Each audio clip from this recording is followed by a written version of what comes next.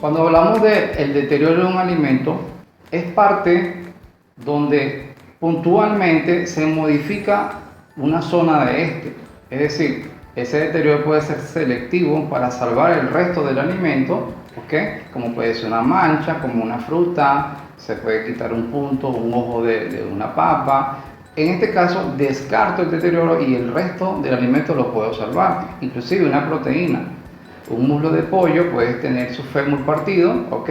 Selecciono el deterioro, lo descarto y el resto lo puedo salvar en cuanto a la elaboración del alimento. Eso es deterioro, donde no afecta su inocuidad, pero sí estéticamente pudiera decir que mejor lo separo y el resto lo proceso.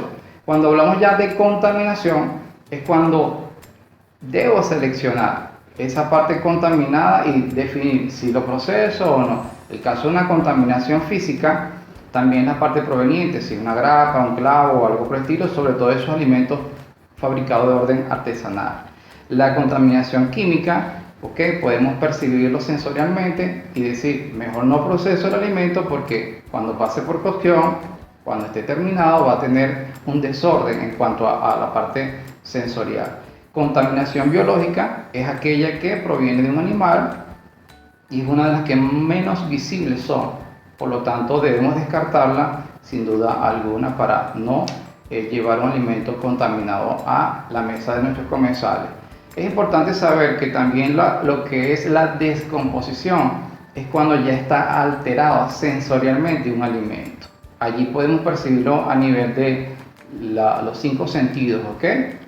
Caso de un deterioro que muchas veces no percibimos, sino cuando lo llevamos a nuestro paladar, es cuando hay una oxidación lipídica. Las grasas están oxidadas y detectamos un sabor a rancio.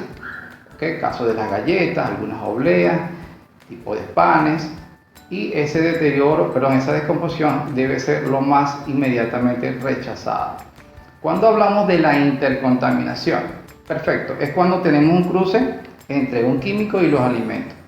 Recordemos que los químicos pasan al alimento porque sobre todo los alimentos como son los alimentos secos son fácilmente absorbentes de los aromas, inclusive los sabores que tienen estos químicos. Es importante hacer una buena separación de las áreas y esto tiene que ver mucho con la infraestructura de tu cocina. Es importante que los químicos, sobre todo de muy buenos aromas, muy fuertes, sean separados de los alimentos porque estos van a ser absorbidos. Es importante saber no tener, si es posible, fragancia, perfume en el manipulador de alimentos, porque los panes, las galletas, las harinas pueden ser fácilmente contaminadas con este aroma. También es importante saber que la contaminación cruzada se debe a lo sucio con lo limpio, a lo crudo con lo cocido. Es importante seccionar, ¿ok? Empezar siempre, primero, en que lo sucio se trabaja directamente. En pocas palabras, no mezclarlo con lo que ya está limpio. ¿Por qué lo digo? Porque justamente es la contaminación más común. Muchas veces tenemos nuestras manos sucias y es por eso que necesitamos limpiar esta superficie tan importante que se llaman manos. Es la importancia de lavar muy bien las manos, sobre todo cuando tocamos superficies sucias. Vamos a evitar sobre todo bacterias que no vemos, que están en la tierra, que están en el sucio como tal. Cuando hablamos de un alimento en el orden de lo sucio, pudiéramos hablar de lo que es la tabla de madera. Por eso usamos tablas de plástico, ¿sí? Porque la madera está, digamos, contradictoriamente, es un mito que nos dicen que está prohibida, otros dicen que no, otros dicen que sí. La madera es un vegetal. Por ser un vegetal y en contacto con los alimentos húmedos, entonces empieza a desgastarse, a hacerse putrescible. Empieza a desprender estilla, ¿okay? Muchas de esas le llamamos agujas de madera, atrae a las plagas. Normalmente la madera es muy porosa y retiene mucho residuo de los alimentos, por lo tanto sirve de nicho o de refugio para muchas bacterias. También es importante saber que la madera en las noches, cuando no son fáciles porque ellas son muy antihigiénicas, va a ser fácilmente atractiva a las plagas. ¿Okay? Sobre todo a esos insectos rastreros. Entonces es importante que la madera sea lo más separada de los alimentos en cuanto al contacto. Es recomendable que sean tablas de plástico, muy fácil de lavar, no retienen aromas, y por supuesto son muy impermeables en cuanto al contacto con los alimentos. Cuando hablemos de superficie, estamos hablando también del contacto en cuanto al uso de prendas. Recordemos que nuestro sudor va a estar en las prendas.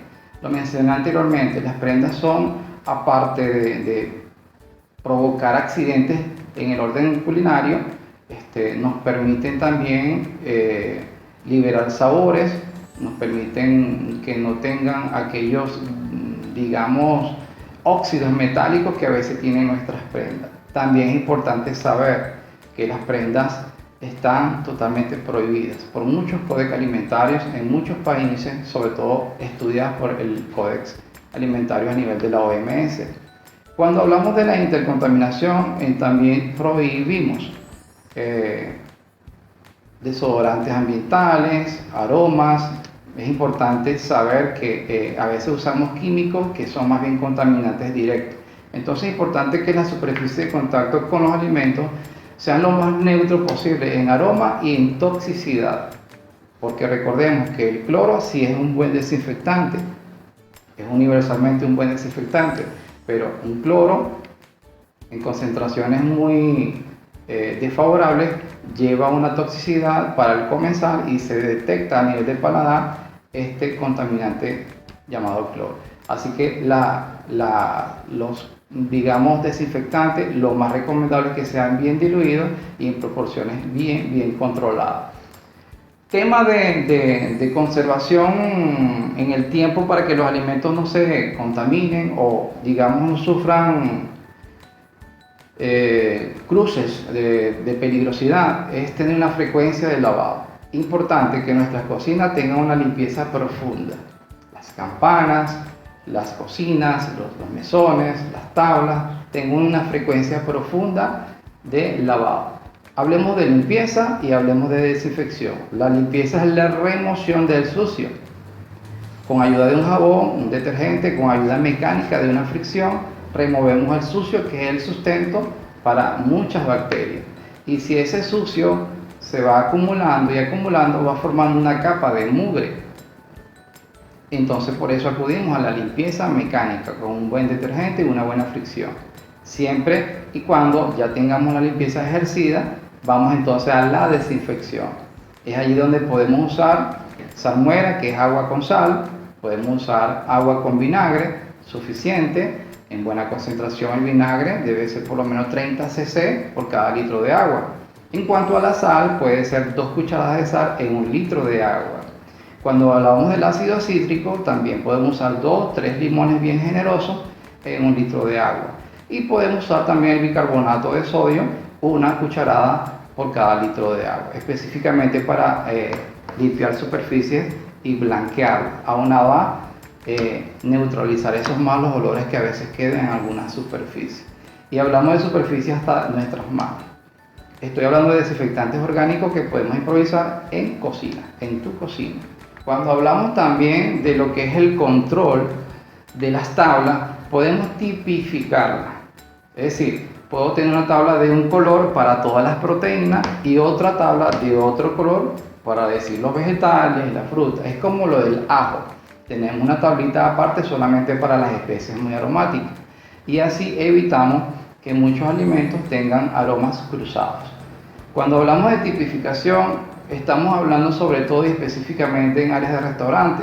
Si tú trabajas en un restaurante, tienes un restaurante, es importante que garantices o analices el punto crítico de control y analices la peligrosidad que tiene tu proceso.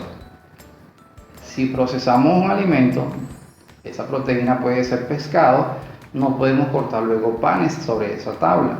Esta contaminación cruzada suele ser muy común. ¿Por qué? Porque a veces creemos que está bien lavada la superficie, justamente cuando no está lavada, solamente está enjuagada, solamente ha pasado agua. Es importante que toda superficie sea removido, tanto el sucio, su olor específicamente de esa superficie, que va a ser única y exclusivamente para ese alimento. Por eso se recomienda una tabla de color azul para los pescados, proteínas de mar. En otras empresas hasta viene tipificada esa tabla. es posible que en esos restaurantes se tengan hasta 3 y 4 tablas distintas y seccionadas esas áreas. Sé que a veces es difícil la infraestructura, pero es muy recomendable por el sistema Hazard, que es eliminar el peligro. Principalmente es el rol de este sistema. Después que establecemos los PCC, que son los puntos críticos de control, esto nos va a llevar a tener un proceso desde la recepción de la materia prima hasta la entrega del producto terminado muy bien controlado. Es decir, así podemos garantizar la inocuidad en estos centros donde suele ser muy masiva la cantidad de alimentos que se están procesando. En este caso, es importante tener monitores. ¿Cuáles vienen siendo esos monitores? Que son las tipificaciones. No puede haber una tabla azul que es para pescado y justamente allí esté el pollo, o justamente en esa tabla azul que es para pescado esté allí el pan o el queso. Entonces, ese monitor me permite a mí decir que hubo una contaminación cruzada, que el personal indebidamente llevó un alimento y cruzó, procesó una contaminación. Es importante hacerlo de esta manera porque en el control de las cargas bacterianas que tiene cada alimento, tiene una patogenicidad muy exclusiva. Considerando también, número uno, que si los alimentos están expuestos a varias contaminaciones cruzadas, entonces vamos a tener la toxicidad muy segura en el comensal. En pocas palabras, mientras más controle la contaminación cruzada, entonces más garantizo la inocuidad de un alimento. Es muy importante de lo que estamos hablando, que es la intercontaminación, para que tú tengas un protagonismo en la inocuidad de los alimentos que estás procesando. Si controlas la contaminación cruzada, ten por seguro que tienes el 70% asegurada de la inocuidad de ese alimento. Cuando hablamos también de los métodos de conservación, estamos hablando que el alimento va a tener la vida útil que tú destinas para ese comensal. Bien, cuando hablamos de método de conservación, estamos hablando del pasteurizado y estamos hablando del esterilizado. Un método de conservación pasteurizado significa que no hay ebullición en este alimento en cuanto a la cocción. Y cuando hablamos de un método de conservación o en este caso de esterilización, método caliente, es porque alcanzó o sobrepasó la ebullición en este alimento. Entonces, la pasteurización es de corta vida, pero la esterilización es de larga vida.